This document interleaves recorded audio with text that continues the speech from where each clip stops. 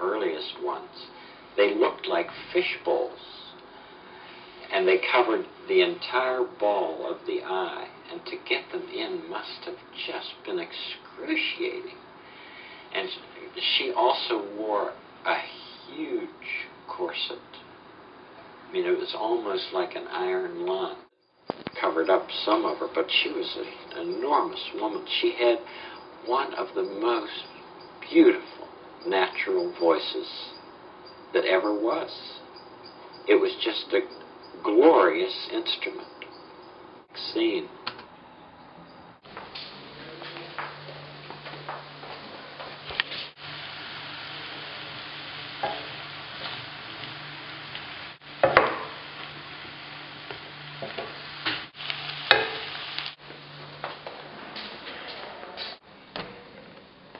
$1,000 a week. And in 1951, well, it's an enormous salary anytime, but in 1951, can you imagine?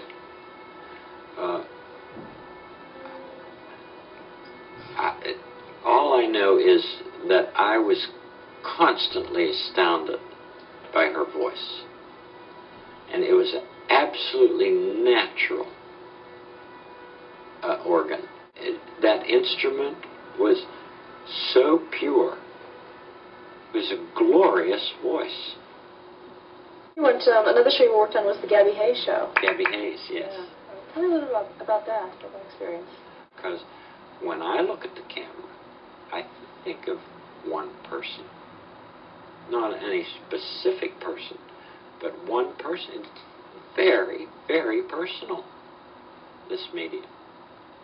But if you have that's one of the reasons I thought that for education it would be so fabulous.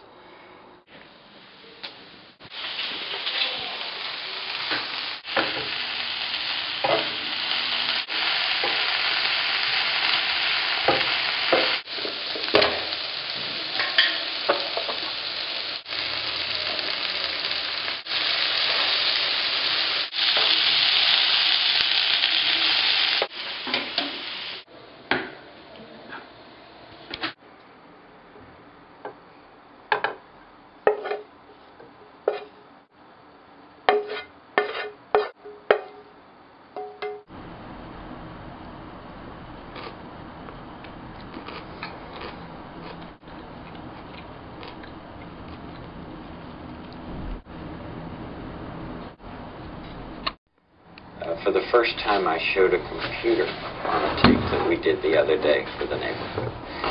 And I was insistent that I would say there are lots of fun things that go on here, you know. But no machine can take the place of a person. This machine cannot give you a hug.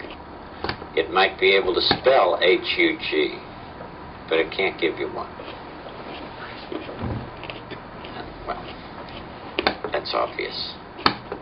But you know, it might not be obvious to children. And so consequently, I think it's important to let them know how I feel.